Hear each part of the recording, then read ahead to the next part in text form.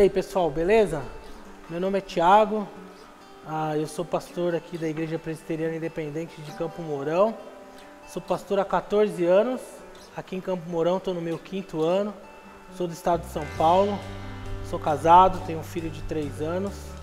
E queria contar um pouquinho para vocês da história da minha vida. Eu tenho a convicção de que toda história é uma linda história. E eu sou neto de pastor, sou filho de pastor e também sou pastor.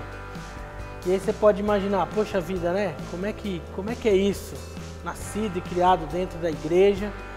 E realmente eu tive esse privilégio, né, de ter nascido, ter sido criado dentro da igreja, dos conceitos cristãos. Mas como todo mundo, e é aquilo que eu creio, eu tive que ter o meu encontro pessoal com Jesus, né? E isso aconteceu alguns anos atrás, em 1994.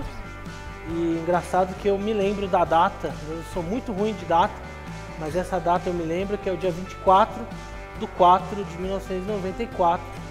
E eu tinha de 13 para 14 anos e, enfim, vivi uma vida comum, uma vida até certo ponto religiosa, ia aos cultos, às vezes até porque tinha que ir, né? Ia na escola bíblica dominical e tinha meus amigos dentro da igreja, tinha meus amigos fora da igreja, mas o meu coração e a minha vida se encontravam vazias até então, né? Não perdia um acampamento, não perdia nenhum tipo de programação, e tudo isso foi importante. Mas eu costumo dizer o seguinte, que nessa data, nesse dia, um domingo de manhã, a história de Jesus se encontrou com a minha história, não é? Eu creio muito na palavra de Deus, que diz que Ele nos escolhe, Ele nos chama. Então eu tinha todo o contexto, tinha tudo, aquele crescimento religioso, que foi bom, que foi importante, mas eu não tinha a alegria da vida eterna e da salvação. E nessa data isso aconteceu.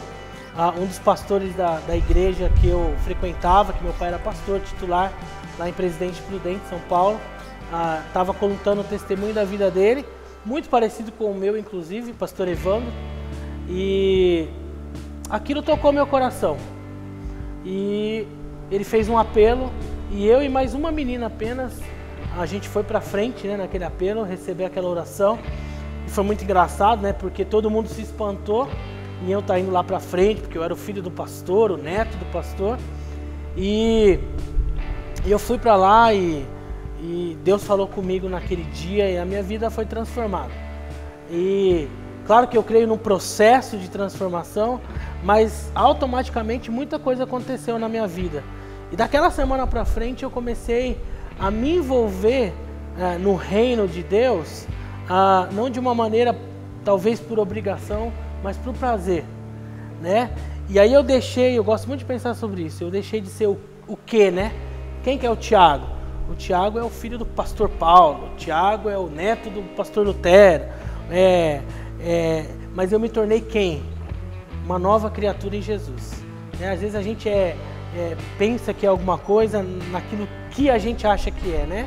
Eu tenho todo esse contexto religioso, familiar, que é legal, que é importante, mas eu não sabia quem eu era. Eu não tinha identidade de Jesus ainda na minha vida. E a partir dessa data eu descobri quem eu era. E aí a minha vida foi transformada e a gente começou a se envolver com o reino assim profundamente. Eu me lembro que naquela época, lá na nossa comunidade, lá na IPI Central de Presidente Prudente, Deus também começou a fazer um movimento. Ele trouxe um pastor para liderar a gente, que era o pastor Juliano, que é o meu pastor, que eu costumo brincar até hoje, né? É o meu mentor, da minha esposa. E com o pastor Juliano nasceu um projeto que durou por 5 anos lá na comunidade, na igreja, que se chamava Projeto Querigma, né? E a palavra Querigma significa proclamando a palavra. Então nesse projeto a gente reunia todas as sextas-feiras na igreja, começamos com um grupo pequeno, e aí lá no seu auge a gente reunia toda sexta-feira mais ou menos 350, 400, 450 jovens, né? E não era um projeto para cristão, era um projeto literalmente de evangelização. A gente alcançou as escolas, a gente fez evangelismo de rua, a gente fez viagem missionária e aquilo tudo foi despertando no meu coração.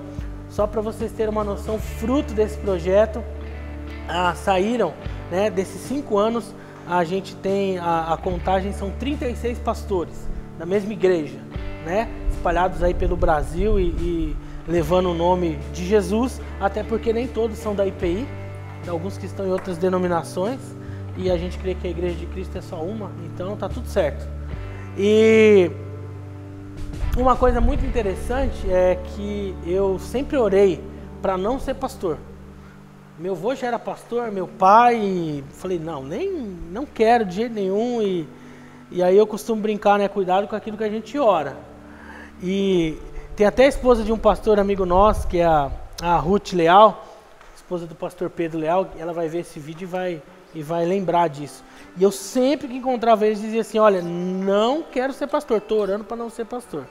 E aí em 1995, um pouco mais de um ano depois da minha conversão, da minha mudança de verdade, né, de vida, num culto que a gente estava, Deus levou um homem dele lá, e no meio daquele culto, a igreja estava cheia de gente, ele parou o sermão, apontou para mim assim no meio do culto e disse, olha, Deus está chamando a sua vida para o ministério pastoral, e aí? E eu sei que você está orando para não ser pastor. Ele falou isso no culto. E aí aquilo, a Bíblia diz que o amor de Jesus nos constrange, né? E o chamado de Jesus também, eu creio. E aí eu fui pra frente sozinho e de repente a gente começou a orar e eu senti aquela convicção. Então desde os meus 15 anos, eu diretamente estou envolvido com o ministério pastoral, no discipulado, na área de pregação, organizando acampamentos e situações, na época mais específicos para a juventude, e depois mais específico para a igreja de modo geral. Então, fui desenvolvendo esse meu chamado, acompanhado pelo pastor Juliano, acompanhado pela minha família, pelos meus amigos também, e tive um privilégio, uma oportunidade, em 1998, quando eu fiz 18 anos de idade, através de um grupo de amigos, que a sede era lá em Uberlândia, da Igreja Sal da Terra, pastor Paulo Júnior, pastor Ogálvaro, o Ariovaldo Júnior, o Gustavão, que está aqui com o pastor Edwin, também é fruto desse movimento. Era um movimento que chamava-se Ide às Nações, e eles tinham uma parceria com as igrejas na Europa. Então eu fui para fazer duas coisas, estudar a língua inglesa e também ajudar, né, mesmo com pouca idade, na missão Ide às Nações na Inglaterra. Então eu morei um ano lá, trabalhando diretamente com a igreja, aprendendo a língua também. Isso foi muito legal para a minha vida em particular. Deus abriu as portas. Muitos testemunhos assim na área financeira a gente teve. Meu pai, minha família, né? Meu pai e minha mãe, eles tinham um certo valor e não tinham todo o valor. E aí Deus foi abençoando e a gente foi uma bênção. E voltamos no finalzinho de 98, em 1999, me mudei para Londrina, onde fiz 4 anos de teologia no seminário da nossa denominação, que existia lá até então. E nesse meio de campo conheci a Josi, que é a minha esposa. A gente namorou por 4 anos e depois a gente veio a se casar, e ela é a minha melhor parte aí no ministério, na caminhada, né? E, enfim, basicamente, resumidamente, essa é a história da minha vida, esse é o testemunho da minha vida. E por mais que eu tenha nascido num ambiente cristão, num lar cristão de pastores, pra vocês terem uma ideia, o meu avô se chamava Reverendo Lutero Sintra Damião, né? O nome Lutero, vocês já pegaram aí que o negócio era profundo. Então a mãe do meu avô teve 5 filhos homens, 4 pastores, né? E Reverendo Lutero, Reverendo Rubens Sintra Damião, Josué Sintra Damião e Paulo Sintra Damião, que não é o meu pai, é o meu tio-avô.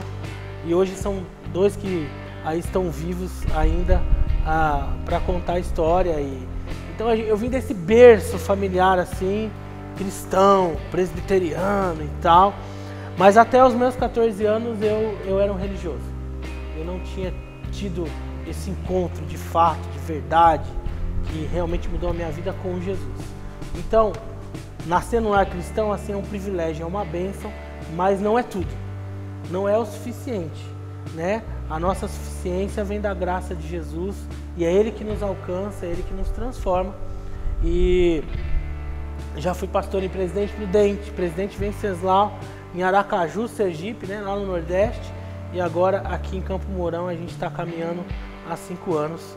E Deus tem me chamado e sempre bateu muito forte no meu coração essa questão de despertar vocações, de estar caminhando junto, do discipulado. É uma coisa que eu gosto muito, porque é uma coisa que aconteceu muito comigo através da vida do pastor Juliano. Então é muito importante você saber, você que tem uma vida com Jesus, que as pessoas precisam de ajuda, as pessoas precisam de pessoas que caminhem com elas, que invistam tempo, não é gastar tempo, mas é investir tempo na vida delas. Eu tenho procurado fazer isso. Esses dias atrás eu mandei um WhatsApp para um amigo meu que hoje é pastor Éder. Ele está lá em Pau Sul, que é perto de Ourinho, São Paulo. E aí eu mandei um vídeo para ele sobre um determinado assunto e ele me respondeu, falou assim: Tiagão, você já me dizia isso há 10, 15 anos atrás. Eu quero agradecer a Deus pela sua vida, porque você caminhou comigo, e eu até me emociono quando isso acontece, né?